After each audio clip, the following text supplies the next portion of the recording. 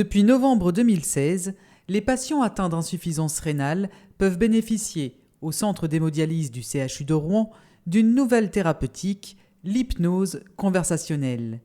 L'objectif, leur apporter plus de bien-être lors de la dialyse. Bonjour Madame Play, ça va? On va pouvoir y aller? C'est bon, vous êtes prête? Ça va. Madame Play souffre d'insuffisance rénale, une maladie qui nécessite un traitement répété et au long cours à l'hôpital. Je fais 3 fois 4 heures à la semaine. Depuis 9 ans, c'est long. L'aide-soignante utilise l'hypnose conversationnelle pendant que sa collègue infirmière réalise le branchement de la ponction.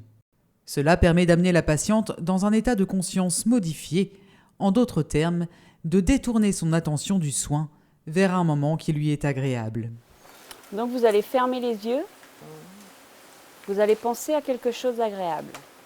Les séances d'hypnose conversationnelle consistent à ce que la patiente, donc là en l'occurrence Madame Play, déplace son esprit ailleurs que dans la réalité environnante.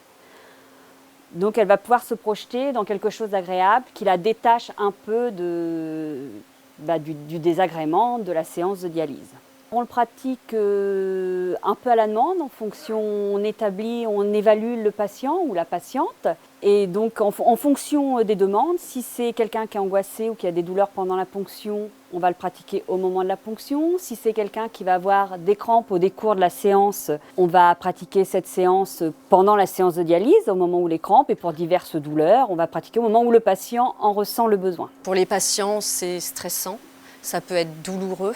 Plus ils sont détendus, et mieux cela se passe, et pour eux, et aussi pour nous soignants. Pour l'instant, on est 2 à être formés, dont encore une collègue qui est en cours de formation, pour mettre en place les séances d'hypnose conversationnelle, qui en fait nous permettent de créer un lien privilégié avec le patient, puisque à l'aide de la discussion, on essaie d'éloigner le patient de la réalité, ce qui permet de diminuer le seuil de la douleur et d'augmenter la tolérance.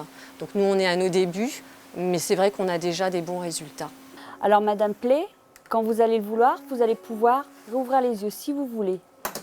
Revenir avec nous, si vous désirez, pourrez rester où vous êtes et se servir de cette protection pour le reste de la séance. Mais si vous le voulez, vous pouvez tranquillement rouvrir les yeux, Madame Play, et me regarder. Voilà, ça va? Ça a marché, c'est nickel. Et c'est bien, hein. Maintenant j'aimerais bien qu'on me le fasse à chaque fois.